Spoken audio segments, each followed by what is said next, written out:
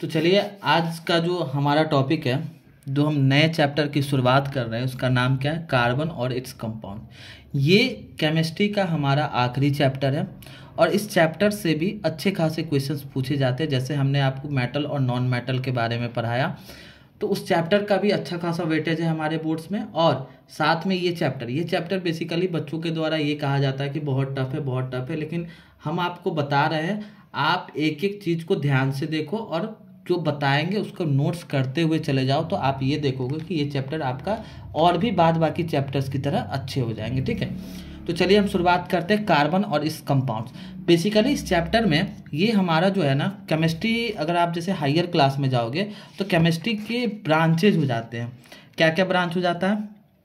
Chemistry basically 3 branch में टूट जाते हैं। आपका हो गया फिजिकल केमिस्ट्री, ऑर्गेनिक केमिस्ट्री और इनऑर्गेनिक केमिस्ट्री। उसमें से ये कार्बन और उसके कंपाउंड के बारे में हम केमिस्ट्री के जिस ब्रांच में पढ़ते हैं उसको हम लोग कहते हैं ऑर्गेनिक केमिस्ट्री। ठीक है, तो बेसिकली इस चैप्टर में हम लोग कार्बन और कार्बन से बने हुए कंपाउंड्स, जो कार्बन से अलग अलग कंपाउंड्स का जो फॉर्मेशन होता है उसके बारे में पढ़ेंगे। तो उसको पढ़ने से पहले हम लोग कार्बन के बारे में थोड़ा जानकारी ले लेते हैं कि आखिर कार्बन है क्या। तो आपको हमने बताया था कि हमारे पीरियोडिक टेबल में 118 element, at present total 118 elements, 18 chemical elements known at present. ठीक है, जिसमें से कुछ मेटल्स है, कुछ नॉन मेटल्स है। उसमें से अगर हम कार्बन की बात करेंगे तो कार्बन क्या है? कार्बन उसी 118 एलिमेंट में से एक एलिमेंट है। उसी 118 एलिमेंट में से कार्बन भी क्या है? एक एलिमेंट है। और इस कार्बन का सिंबल क्या होता है? सी। ठीक है, कार्बन का सिंबल क्या होता है? सी। और हमने आपको बताया था कि जो टोटल 118 एलिमेंट्स है उसमें कुछ मेटल्स है, कुछ नॉन मेटल्स है। ठीक है, तो अगर हम कार्बन की बात करेंगे तो कार्बन हमारा क्या है? एक नॉन मेटल है। कार्बन क्या है? हमारा नॉन मेटल है। ठीक है, तो हमने क्या बताया? कार्बन 118 एलिमेंट में से एक एलिमेंट है कार्बन, इसका सिंबल सी होता है। और कार्बन क्या है? हमारा नॉन मेटल। ये जो शब्द कार्बन है ये लैटिन वर्ड से डिराइव्ड हुआ है, derived from the Latin word, derived from the Latin word कार्बो, जिसका मतलब होता है कोल। जिसका मतलब क्या होता है? कोल। तो कार्बन जो ये शब्द है लैटिन वर्ड कार्बो से डिराइव हुआ, जिसका मतलब क्या होता है? कोल। तो कोल होता है, तो कोल जो हो गया इसका मतलब ये हो गया कि हम कह सकते हैं कि ये जो कार्बन है ये मेन कॉन्स्टिट्यूएंट है कोल का। Carbon is the main constituent of coal, main constituent of coal. ठीक है, क्योंकि हमने बताया कि कार्बन जो शब्द है ये लैटिन वर्ड कार्बो से डिराइव हुआ, जिसका मतलब होता है कोल। तो यहाँ से हम क्या कहेंगे? Carbon is the main constituent of coal. मतलब कोल जो है मेनली किससे बने होते हैं? कार्बन। अगर हम कार्बन की प्रेजेंस की बात करेंगे तो कार्बन जो है इसके अगर हम प्रेजेंस की बात करेंगे तो अर्थ क्रस्ट में भी पाए जाते हैं और कार्बन हमारा एटमॉस्फेयर में भी पाया जाता है। एटमॉस्फेयर, कार्बन हमारे अर्थ क्रस्ट में भी पाए जाते हैं और एटमॉस्फेयर में भी पाया जाता है। अगर हम बात करेंगे अर्थ क्रस्ट में तो अर्थ क्रस्ट में लगभग 0.02% कार्बन किसके फॉर्म में? In the form of minerals के फॉर्म में पाए जाते हैं। ठीक है, जैसे आपका हो गया कार्बोनेट, कोल और पेट्रोलियम। और अगर हम एटमॉस्फेयर में बात करेंगे तो एटमॉस्फेयर में हमारा 0.03% कार्बन किसके फॉर्म में? In the form of carbon dioxide gas. ठीक है, तो कार्बन की अगर हम प्रेजेंस की बात करेंगे तो अर्थ क्रस्ट में 0.02% किसके फॉर्म में? मिनरल्स के फॉर्म में, जैसे कार्बोनेट हो गया, कोल हो गया, पेट्रोलियम हो गया। और अगर हम बात करेंगे एटमॉस्फेयर में तो एटमॉस्फेयर में लगभग 0.03% कार्बन डाइऑक्साइड गैस के फॉर्म में पाए जाते हैं। अब यहाँ से एक बात समझिए, इतना कम अमाउंट होने के बावजूद भी, in spite of this small amount carbon available in nature, carbon element has immense importance in every sphere of life. मतलब आप कह सकते हो कि बिना कार्बन का लाइफ संभव ही नहीं है। आप यहाँ तक से अंदाजा लगा सकते हो कि हम लोग खुद भी किससे बने हैं, कार्बन से बने हैं। ठीक है, हम लोग खुद भी किससे बने हैं, कार्बन से। आप पेन देख लो, पेंसिल देख लो, टेबल देख लो, चेयर देख लो। ठीक है, आप जैसे जो भी चीज़ आप खाते हो, जैसे फूड मटेरियल्स की अगर हम बात करेंगे तो grains, pulse, sugar, T, coffee, fruits, vegetables, ये सब कार्बन से बने हैं। ठीक है, इसके बाद अगर आप देख लो सीएनजी हो गया, पेट्रोल हो गया, डीजल हो गया, केरोसिन हो गया, वुड हो गया, ये सारे मतलब मोस्ट ऑफ द चीज जो अपने आप चारों बगल देख रहे हो वो सारे किससे बने होते हैं, कार्बन से बने होते हैं। कार्बन से बने मतलब कार्बन बेस्ड कंपाउंड से बने होते हैं। और कार्बन बेस्ड कंपाउंड को हम लोग क्या कहते हैं, ऑर्गेनिक कंपाउंड। मतलब आप क्या कहोगे कि जितने भी लिविंग थिंग्स है, जितने भी लिविंग थिंग्स, प्लांट्स और एनिमल्स ये सब किससे बने होते हैं, कार्बन से बने होते हैं। कार्बन बेस्ड कंपाउंड कह दो या कह दो ऑर्गेनिक कंपाउंड। ऑर्गेनिक कंपाउंड मतलब ऐसे कंपाउंड, कार्बन से बने हुए कंपाउंड को ऑर्गेनिक कंपाउंड कहते हैं।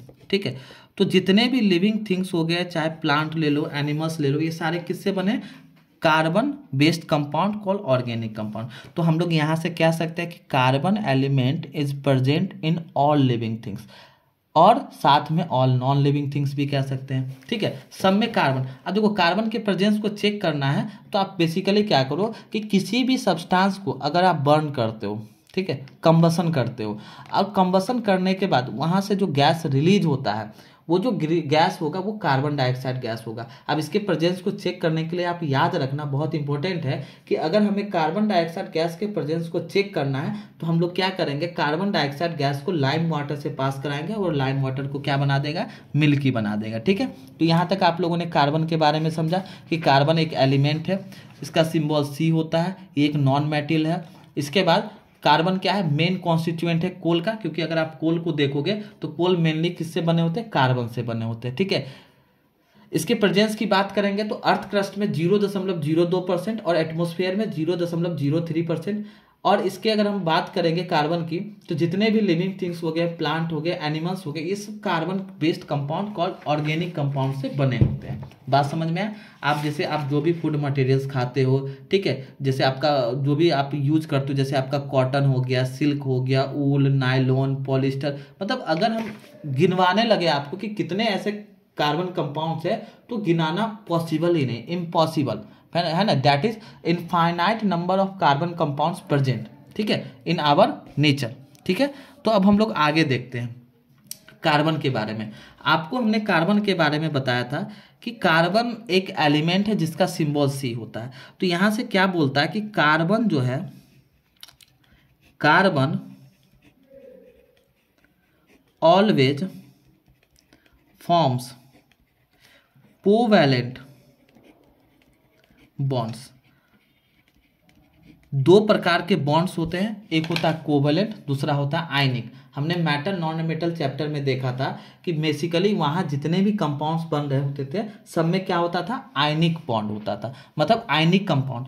और कार्बन क्या बनाता है, कोवैलेंट बॉन्ड। मतलब कोवैलेंट बॉन्ड अगर किसी भी मेटल्स या नॉन मेटल्स या किसी भी एलिमेंट्स के बीच में अगर कोवैलेंट बॉन्ड का फॉर्मेशन हो रहा है तो उससे बने हुए कंपाउंड को हम लोग क्या कहते हैं, कोवैलेंट कंपाउंड कहते हैं। तो कार्बन जो है हमेशा क्या बनाता है, कोवैलेंट बॉन्ड। आपको बॉन्ड के बारे में हमने बताया था, एक बार और हम आपको रिवीजन करवा दें। एक होता है आयनिक बॉन्ड और दूसरा होता है covalent bond. Covalent bond, ionic bond कैसे बनता है, ट्रांसफर ऑफ इलेक्ट्रॉन। ठीक है, मतलब अगर कोई भी इलेक्ट्रॉन, कोई भी एलिमेंट अगर इलेक्ट्रॉन को लूज करेगा या गेन करेगा तो आयनिक बॉन्ड बनाएगा। कार्बन में ना लूज करता ना गेन करता है। हम लोग पहले समझते हैं कि कार्बन क्यों कोवैलेंट बॉन्ड का फॉर्मेशन करता है। देखिए, अगर हम कार्बन की बात करेंगे तो कार्बन का जो एटॉमिक नंबर है, कार्बन का जो एटॉमिक नंबर है वो क्या है, 6 है। ठीक है, इसका मतलब अगर कोई न्यूट्रल एटम को देखो, कार्बन के न्यूट्रल एटम को देखे तो इसमें 6 इलेक्ट्रॉन होगा और 6 प्रोटॉन होगा। ठीक है, मतलब कार्बन में 6 इलेक्ट्रॉन होगा। कार्बन के न्यूट्रल एटम में कितने इलेक्ट्रॉन होंगे, 6 इलेक्ट्रॉन। अगर हम इसका इलेक्ट्रॉनिक कन्फिगरेशन देखें तो 2 और 4, ठीक है, मतलब K और L। तो L सेल ही क्या हो गया, इसका आउटर मोस्ट सेल हो गया। L सेल क्या हो गया, इसका आउटर मोस्ट सेल हो गया। मतलब कार्बन एटम के आउटर मोस्ट सेल में 4 इलेक्ट्रॉन है। तो इसको अगर स्टेबल होना है, देखिए सबका कार्य क्या, हमने आपको बताया था पिछले चैप्टर में, चाहे आयनिक बॉन्ड बनाए चाहे कोवैलेंट बॉन्ड बनाए, आपको होता क्या है, मेन टारगेट क्या है, स्टेबल होना, अपने आप को इनर्ट गैस की तरह करना है। तो इनर्ट गैस की तरह करना है तो आउटर मोस्ट शेल में 2 या 8 इलेक्ट्रॉन होना चाहिए, तभी वो इलेक्ट्रॉनिक कन्फिगरेशन को कर लेगा। ठीक है, अब देखो कार्बन को क्या करना है, अगर इनर्ट मतलब स्टेबल होना है तो इसको 4 इलेक्ट्रॉन या तो किसी को दे देगा या तो ले लेगा। अब देखिए इसके पीछे का रीजन समझिए कि carbon atom has 4 electrons in its outermost shell. तो या तो वो 4 इलेक्ट्रॉन को लूज करेगा या तो 4 इलेक्ट्रॉन को गेन करेगा, ताकि वो क्या करे, इनर्ट गैस इलेक्ट्रॉन कन्फिगरेशन को कंप्लीट कर लेगा और स्टेबल हो जाएगा। अब देखो कार्बन क्या है, very small, carbon is very small, बहुत छोटा होने के कारण इसके आउटर मोस्ट इलेक्ट्रॉन जो होते हैं ये स्ट्रांगली उसके न्यूक्लियस के द्वारा स्ट्रांगली हेल्ड होते हैं। तो it is not possible to remove 4 electron from carbon atom. वो तो 4 इलेक्ट्रॉन किसी को दे नहीं सकता, क्यों, क्योंकि ये वेरी स्मॉल है। तो वेरी स्मॉल होने के कारण जो कार्बन एटम हो गया उसका न्यूक्लियस जो हो गया, जैसे ये हमारा कार्बन एटम हो गया और कार्बन एटम का जो ये न्यूक्लियस हो गया, न्यूक्लियस ये 4 इलेक्ट्रॉन को कस के पकड़ के रखे रहता है। तो पकड़ के रखे रहेगा तो 4 दे नहीं सकता। ठीक है, अब दूसरा बात क्या है कि दूसरा रास्ता ये था कि 4 अगर दे नहीं सकता तो 4 किसी से ले लो।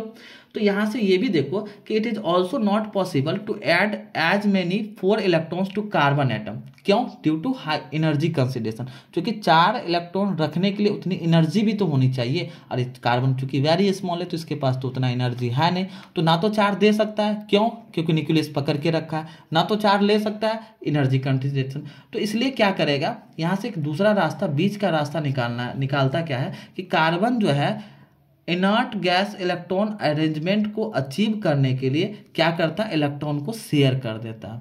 और इलेक्ट्रॉन को शेयर करता है तो इसलिए कोवेलेंट बॉन्ड को फॉर्मेशन करता है। ठीक है, अगर carbon atom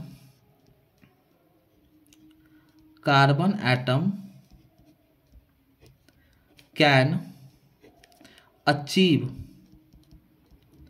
the inert gas electron arrangement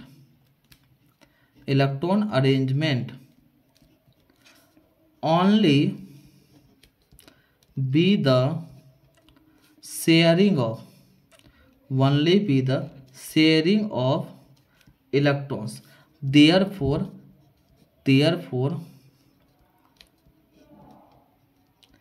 carbon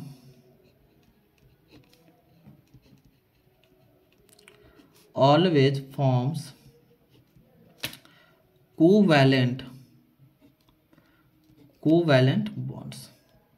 ठीक है, तो यहाँ से आपको क्वेश्चन पूछे जाते हैं आपके एग्जाम में कि बताइए कार्बन कोवैलेंट बॉन्ड का फॉर्मेशन क्यों करता है। तो आप क्या बोलिएगा, कार्बन का एटॉमिक नंबर 6 है, कन्फिगरेशन 2 4 है, तो आउटर मोस्ट शेल में 4 इलेक्ट्रॉन है, 4 किसी को दे नहीं सकता क्योंकि बहुत स्मॉल होने के कारण इसके लिए उसको पकड़ के रखता है, और 4 किसी से ले नहीं सकता ड्यू टू एनर्जी कंसिडरेशन। तो उसके बीच का एक रास्ता बनता है और क्या करता है, उसको अगर इनर्ट गैस इलेक्ट्रॉन अरेंजमेंट को अचीव करके अगर कार्बन को स्टेबल बनना है तो क्या बना देगा, कोवैलेंट बॉन्ड बना देगा। तो यहाँ से आपको अगर क्वेश्चन पूछ दे why carbon forms covalent bond, तो आप इसको एक्सप्लेन, और ये अच्छा क्वेश्चंस बनते हैं, ये पूछे जा सकते हैं। ठीक है, तो आप इस चीज़ को याद रखिएगा, क्यों कार्बन कोवैलेंट बॉन्ड का फॉर्मेशन करता है, तो आप उसको पूरे एक्सप्लेन करके लिख देना। ठीक है, अब देखिए आगे हम लोग देखते हैं, आगे क्या है हमारा, कार्बन जो होता है वो टेट्रावैलेंट होता है।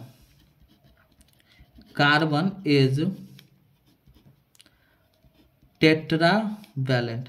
अब समझिएगा इस चीज़ का मतलब, टेट्रावैलेंट कहने का मतलब होता है, टेट्रा का मतलब होता है 4 और वैलेंट का मतलब होता है वैलेंसी। ठीक है, तो हमने अभी देखा कि कार्बन एटॉमिक नंबर क्या था, 6, कॉन्फ़िगरेशन 2 और 4, तो इसके आउटर मोस्ट शेल में 4 इलेक्ट्रॉन है। ठीक है, कार्बन के आउटर मोस्ट शेल में 4 इलेक्ट्रॉन है, तो इसको 4 और इलेक्ट्रॉन की आवश्यकता होगी ताकि ये स्टेबल हो जाए। ठीक है, और वो किसके द्वारा करेगा, शेयरिंग के द्वारा। तो एक कार्बन एटम 4 इलेक्ट्रॉन अचीव करके 8 इलेक्ट्रॉन इनर्ट गैस स्ट्रक्चर को कंप्लीट कर लेगा, इसलिए इसका वैलेंसी कितना हो जाता है, इसलिए इसका वैलेंसी जो हो जाता है 4। तो इसलिए हम क्या कहेंगे कि कार्बन क्या है, टेट्रावैलेंट है। ठीक है, और इसको कैसे रिप्रेजेंट करते हैं, सिंबल से 1 2 3 4, इस प्रकार से 4 आप बॉन्ड बना दो तो कार्बन क्या हो गया, टेट्रावैलेंट। बात समझ में आया। तो हमने क्या देखा, कार्बन हमेशा कोवैलेंट बॉन्ड का फॉर्मेशन करता है, कार्बन टेट्रावैलेंट होता है, बात समझ में आया। कार्बन कंपाउंड्स के बारे में इतनी बातें क्या आपको समझ में आई कार्बन के बारे में? ठीक है, अब हम लोग आगे देखते हैं। तो देखिए हम लोगों ने देखा आगे जो हमारा टॉपिक है सेल्फ कॉम्बिनेशन। तो हम लोगों ने देखा कि कार्बन जो है उसका वैलेंसी क्या है, 4 है, मतलब कार्बन क्या है हमारा टेट्रावैलेंट है, तो वो शेयर करेगा। ठीक है, अब हमने ये भी आपको बताया कि जो कार्बन है इसका ये एक नॉन मेटल है और ये सारे लिविंग थिंग्स प्लांट और एनिमल्स हर जगह कार्बन का प्रेजेंस होता है। ठीक है, तो आखिर इसमें कुछ तो खासियत होगा, क्या खूबसूरती है और क्या वो रीजन है जिसके कारण carbon large number of compound का फॉर्मेशन करता है। ठीक है, मतलब आप ये देख लो कि टोटल 118 एलिमेंट्स मिलके, एक कार्बन को आप छोड़ दो तो टोटल 118 में से 117 एलिमेंट मिलके जितने कंपाउंड्स का फॉर्मेशन करेगा उससे कहीं ज़्यादा कंपाउंड्स कार्बन अकेला कर देता है। ठीक है, और उसके पीछे का रीजन क्या है, तो सेल्फ कॉम्बिनेशन। ठीक है, मतलब हम क्या कहेंगे कि सेल्फ कॉम्बिनेशन क्या है, एक यूनिक प्रॉपर्टी है या मोस्ट आउटस्टैंडिंग प्रॉपर्टी है कार्बन का। ठीक है, सेल्फ कॉम्बिनेशन एक यूनिक और मोस्ट आउटस्टैंडिंग प्रॉपर्टी है कार्बन का। इसका मतलब होता है कि कार्बन का इट इज या इट्स एबिलिटी, सीधे सेल्फ कॉम्बिनेशन को अगर हम लिखें तो its ability to combine, its ability to combine with itself,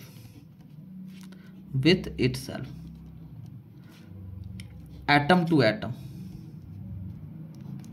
atom to atom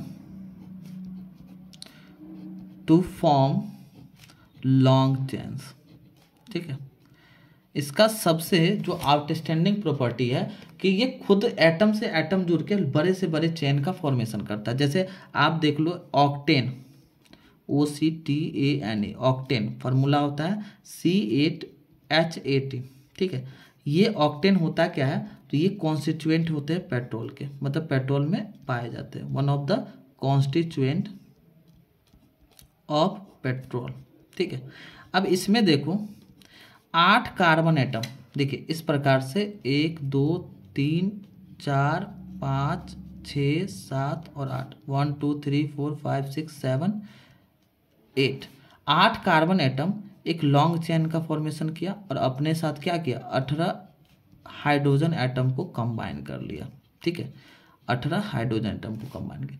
तो ये जो प्रॉपर्टी है सेल्फ कॉम्बिनेशन, ये सेल्फ कॉम्बिनेशन का जो प्रॉपर्टी है वो कार्बन के अलावा किसी के पास नहीं है।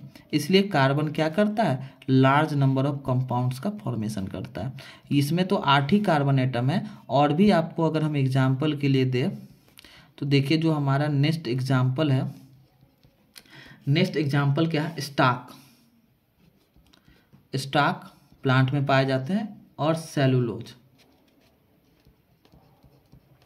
सेलुलोज इसमें 100 कार्बन एटम, लगभग 100 कार्बन एटम ज्वाइन होके लार्ज नंबर ऑफ कंपाउंड का फॉर्मेशन करता है। तो यहाँ से हम क्या कहेंगे कि the property of self combination of carbon atoms to form long chain is useful to because it gives rise to an extremely large number of carbon compounds called organic compounds। बात समझ में आया?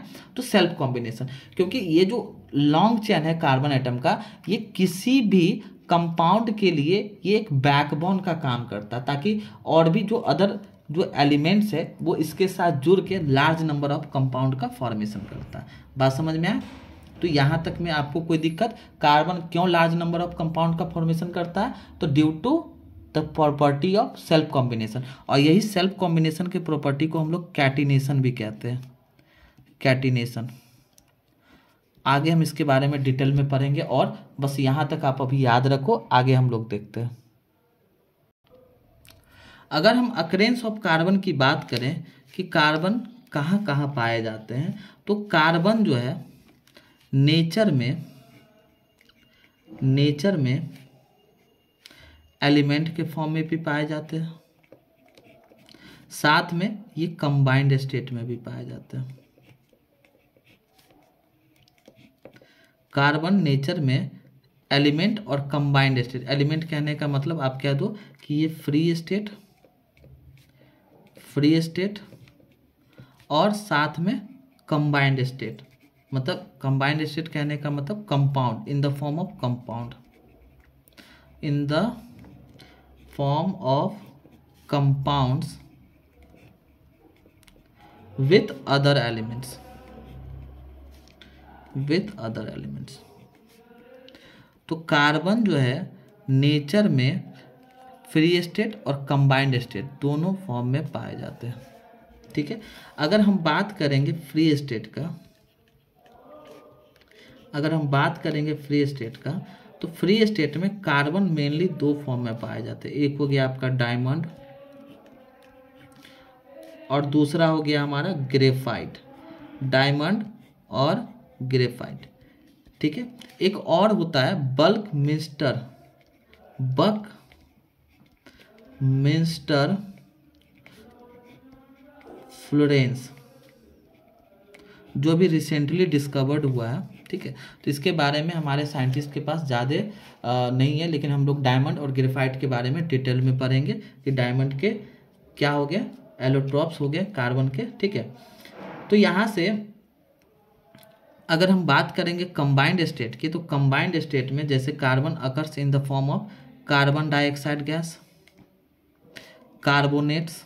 अगर हम बात करेंगे कंबाइंड स्टेट तो carbonates, carbonates में तो जैसे लाइम स्टोन हो गया, मार्बल हो गया, चॉक हो गया, आपका फॉसिल फ्यूल्स, जितने भी फॉसिल फ्यूल्स हो गए उस सब में कार्बन पाए जाते हैं। फॉसिल फ्यूल्स जैसे कोल हो गया, पेट्रोलियम हो गया, नेचुरल गैस हो गया, आपका जो ऑर्गेनिक कंपाउंड हो गया, ऑर्गेनिक कंपाउंड, ऑर्गेनिक कंपाउंड की अगर हम बात करेंगे तो जैसे कार्बोहाइड्रेट, फैट्स, प्रोटीन, साथ में आपका वुड, कॉटन और ऊल। इसके अलावा भी बहुत सारे हैं, आप ETC लगा दो, ठीक है, WOOL, ऊल, ठीक है। मतलब इन सब में कार्बन कंबाइंड स्टेट, मतलब कार्बन अदर एलिमेंट्स के साथ मिलके एक कंपाउंड का फॉर्मेशन करके इन सारे में पाए जाते हैं कंबाइंड स्टेट्स, ठीक है। तो फ्री स्टेट में डायमंड और ग्रेफाइट, और कंबाइंड स्टेट में carbon dioxide, carbonate, fossil fuels, organic compounds, would, cotton and wool, इस सब में पाए जाते हैं, ठीक है। अब हम लोग देखते हैं एलोट्रॉप्स ऑफ कार्बन। तो ये जो कार्बन के एलोट्रॉप्स हो गए, इसी को हम लोग कहेंगे allotropes, allotropes of carbon. Allotropes of carbon कहने का मतलब, पहले हम लोग एलोट्रॉप्स के बारे में जानते हैं कि एलोट्रॉप्स किसको कहते हैं। तो various physical form, various physical forms in which an element can exist are called allotropes, allotropes of the element, ठीक है। Allotropes of the elements, various physical forms in which an element can exist are called allotropes of the element, ठीक है। और carbon के 3 allotropes है, diamond, graphite और bulk mister फ्लूएंस, ठीक है। तो अगर पूछेगा कार्बन के एलोट्रॉप्स के बारे में बताओ, तो डायमंड क्या है, कार्बन के एलोट्रॉप्स है, ग्रेफाइट भी क्या है, कार्बन के एलोट्रॉप्स है, और बल्क मिस्टर फ्लूएंस भी क्या है, कार्बन के एलोट्रॉप्स है। जिसमें डायमंड और ग्रेफाइट ये 2 कॉमन एलोट्रॉप्स है कार्बन का, जो वर्षों से जाने जाते हैं। लेकिन बक मिस्टर फ्लूएंस की बात करेंगे तो ये नए एलोट्रॉप्स है कार्बन का, जिसका रिसेंटली डिस्कवर्ड हो गया, ठीक है। तो properties of diamond and graphite की अगर हम बात करेंगे तो अच्छे तरीके से हम लोग जानते हैं, क्योंकि सेंचुरीज से इसके बारे में खोज हो चुका है। लेकिन अगर हम बात करेंगे बक मिस्टर फ्लूएंस का, तो इसके बारे में अभी भी इन्वेस्टिगेशन पे है, ठीक है। तो पहले हम लोग बारी बारी से देखते हैं डायमंड और ग्रेफाइट के बारे में, ठीक है। देखिए डायमंड,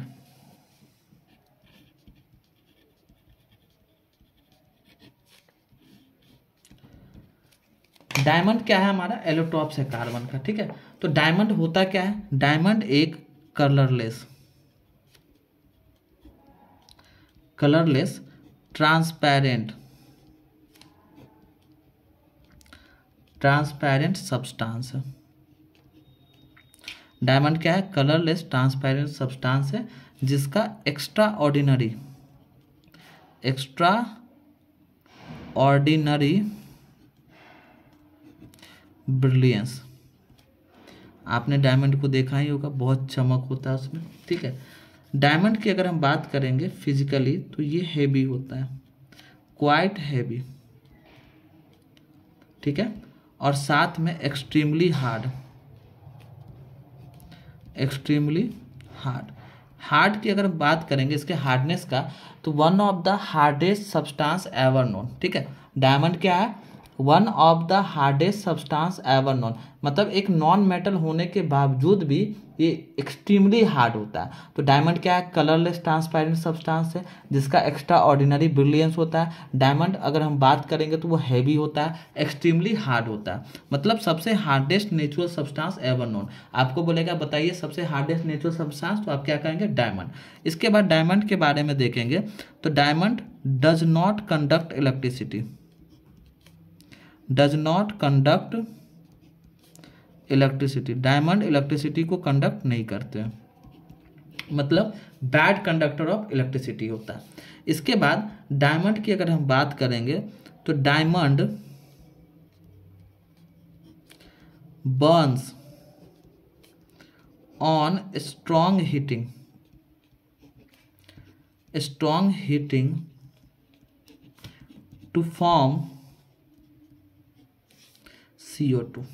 अब देखिए बात को, अगर डायमंड को लगभग आप 3500 डिग्री सेल्सियस पे ले जाके 3500 डिग्री सेल्सियस पे ले जाके अगर आप उसको जलाते हो, बर्न्स करते हो, कंबसन करते हो, तो आपको कुछ नहीं बचेगा, बस कार्बन डाइऑक्साइड गैस के अलावा नथिंग इज लेफ्ट बिहाइंड। कहने का मतलब only carbon dioxide gas is formed and nothing is left behind. ये हमें बताता है कि डायमंड किससे बने होते हैं, कार्बन से बने होते हैं, क्योंकि carbon dioxide formed by the burning of diamond वो क्या करेगा, लाइम वाटर को मिल्की बना देगा। इसलिए डायमंड की अगर हम सिंबल की बात करेंगे तो डायमंड का सिंबल भी क्या हो जाएगा, C, जो कि कार्बन का सिंबल होता है। बात समझ में आया डायमंड के बारे में। अगर हम कार्बन के नेक्स्ट जो सेकंड एलिट्रॉप है उसके बारे में अगर हम बात करेंगे तो वो क्या है, ग्रेफाइट, ठीक है। तो पहले हम लोग डायमंड के बारे में देखें। डायमंड क्या होता है, डायमंड एक कलरलेस ट्रांसपेरेंट सब्सटेंस है जिसका एक्स्ट्रा ऑर्डिनरी ब्रिलियंस होता है। डायमंड क्वाइट हैवी होता है, बहुत भारी होता है, साथ में हार्ड भी होता है। और अगर हम इसके हार्डनेस की बात करेंगे तो क्या कहेंगे कि one of the hardest substance ever known, ठीक है। इसके बाद अगर हम इसके नेक्स्ट बात करेंगे तो diamond does not conduct electricity. Diamond electricity को कंडक्ट नहीं करता है, ठीक है। मतलब डायमंड क्या होता है, बैड कंडक्टर ऑफ इलेक्ट्रिसिटी होता है। और डायमंड को अगर आप 3500 डिग्री सेल्सियस से प्लस पे ले जाके अगर आप इसे हीट करेंगे तो ये कार्बन डाइऑक्साइड गैस का फॉर्मेशन करता है। इससे हमें ये पता चलता है कि डायमंड जो है वो कम्प्लीटली कार्बन से बना हुआ है, और इसलिए डायमंड का भी सिंबल क्या हो जाता है, C हो जाता है। बात समझ में आया। अब हम ग्रेफाइट की बात करेंगे। ग्रेफाइट क्या होता है, तो ग्रेफाइट एक ग्रेइश, आपने ग्रेफाइट को देखा होगा, जो आपके पेंसिल का जो निब होता है वो एक्चुअली क्या चीज़ के बने होते हैं, ग्रेफाइट। तो ग्रेफाइट क्या होता है, एक ग्रेइश ब्लैक ओपेक, ओपेक मतलब समझ रहे हैं, जिससे लाइट पास ना करे, सब्सटेंस होता है, ठीक है। ग्रेफाइट जो होता है ये लाइटर देन डायमंड, डायमंड से हल्का होता है, डायमंड से हल्का होता है, लाइटर देन डायमंड। ग्रेफाइट जो हो गया वो लाइटर देन डायमंड। इसके बाद जैसा कि हमने देखा कि डायमंड क्या होता है, हैवी होता है और हार्ड होता है, तो ये तो लाइटर हो गया। साथ में क्या हो गया, ये ग्रेफाइट जो होता है सॉफ्ट होता है और स्लिपरी टू टच, जब आप उसको छुओगे तो स्लिप करेगा। जैसे अगर मान लो हाथ में अगर साबुन को लगा के आप ऐसे करके छूते हो तो कैसे वो स्लिप करता है, इसी तरीके से हमारा ग्रेफाइट भी स्लिप करेगा। हमने डायमंड के बारे में देखा था कि डायमंड इलेक्ट्रिसिटी को कंडक्ट नहीं करता, लेकिन अगर हम ग्रेफाइट की बात करेंगे तो ग्रेफाइट इलेक्ट्रिसिटी को कंडक्ट करता है, कंडक्ट इलेक्ट्रिसिटी। मतलब क्या हो गया कि डायमंड ग्रेफाइट क्या हो गया, गुड कंडक्टर ऑफ इलेक्ट्रिसिटी होता है, ठीक है। इसके बाद जैसे हमने देखा कि जब हम डायमंड को बर्न्स करेंगे, जब स्ट्रॉन्ग हीटिंग करेंगे तो कार्बन डाइऑक्साइड गैस का फॉर्मेशन करता है। इसी प्रकार से हम ग्रेफाइट की बात करेंगे तो graphite burns on strong heating, strong heating to form CO2 carbon dioxide gas. मतलब अगर हम ग्रेफाइट को स्ट्रॉन्ग हीटिंग करेंगे, बर्न करेंगे, कंबसन करेंगे, तो वहाँ पे कार्बन डाइऑक्साइड गैस के अलावा कुछ नहीं बचेगा। तो यहाँ से पता चलता है क्या कि जो ग्रेफाइट है उसका भी सिंबल क्या हो जाएगा, C हो जाएगा। ग्रेफाइट का भी सिंबल C हो गया। तो इस तरीके से हमने दो एलोटॉप्स के बारे में पढ़ा कार्बन का, ठीक है। दो कॉमन एलोटॉप्स क्या है, कार्बन का डायमंड और ग्रेफाइट है, और जिसका प्रॉपर्टी इंटायरली डिफरेंट है। देखो अगर हम बोलेगा कि प्रॉपर्टीज में अगर बताए डिफरेंस करने के लिए तो क्या कहोगे कि डायमंड एक्सट्रीमली हार्ड होता है, ग्रेफाइट सॉफ्ट होता है। Diamond non conductor of electricity होता है, graphite good conductor of electricity होता है। अगर हम केमिकल प्रॉपर्टीज की बात करेंगे तो केमिकल प्रॉपर्टीज जो होता है लगभग सेम होता है, ठीक है। केमिकल प्रॉपर्टी दोनों का सेम होता है। तो आप क्या कहोगे कि क्या केमिकल प्रॉपर्टीज डायमंड और ग्रेफाइट में सेम है, तो कहोगे कि जब हम डायमंड को कंबसन करते हैं तो वो भी कार्बन डाइऑक्साइड गैस का फॉर्मेशन करता है, उसके अलावा कुछ नहीं बनता है। इसी प्रकार से अगर हम ग्रेफाइट को भी स्ट्रॉन्ग हीटिंग करेंगे तो वहाँ पे भी कार्बन डाइऑक्साइड गैस के अलावा कुछ नहीं बचेगा। तो यही क्या हो गया, डिफरेंस इन फिजिकल प्रॉपर्टीज और केमिकल प्रॉपर्टीज। फिजिकल प्रॉपर्टीज में क्या हो गया कि अगर हम बात करेंगे, देखो हमने पढ़ रहे हैं एलोटॉप्स ऑफ कार्बन, तो कार्बन के दो एलोटॉप डायमंड और ग्रेफाइट। अगर हम बात करेंगे फिजिकल प्रॉपर्टी, तो फिजिकल प्रॉपर्टी में डिफरेंसेज है, लेकिन केमिकल प्रॉपर्टीज में कोई डिफरेंसेज नहीं है। फिजिकल प्रॉपर्टीज में डिफरेंस होने का कारण क्या है, क्योंकि जो अरेंजमेंट्स होता है दोनों तो कार्बन का ही बना हुआ है, लेकिन जो डायमंड और ग्रेफाइट दोनों में जो कार्बन का अरेंजमेंट होता है वो अलग अलग होता है। या दूसरे तरीके से हम ये भी कह सकते हैं कि difference in the physical properties of diamond and graphite is due to the difference in their structure. उसके स्ट्रक्चर में डिफरेंस होने के कारण ही दोनों के जो फिजिकल प्रॉपर्टीज है उसमें अंतर होते हैं। बाद बाकी अगर हम केमिकल प्रॉपर्टीज की बात करेंगे तो केमिकल प्रॉपर्टीज डायमंड का भी वही होता है जो हमारा ग्रेफाइट का होता है। There is no difference in the chemical properties of diamond and graphite because both will burns on strong heating and produces carbon dioxide gas. Nothing is left behind. There the symbol of carbon and graphite will be same. That means कि दोनों का symbol क्या हो जाएगा, C हो जाएगा। अब हम लोग देखते हैं स्ट्रक्चर ऑफ डायमंड। डायमंड के स्ट्रक्चर को देखते हैं, फिर हम लोग उसके यूज को देखेंगे, फिर ग्रेफाइट के स्ट्रक्चर को देखेंगे और ग्रेफाइट का यूज को देखेंगे, ठीक है। और फिर लास्ट में थोड़ा सा हम लोग बकमिंस्टर फ्लोरेंस के बारे में पढ़ लेंगे, ठीक है।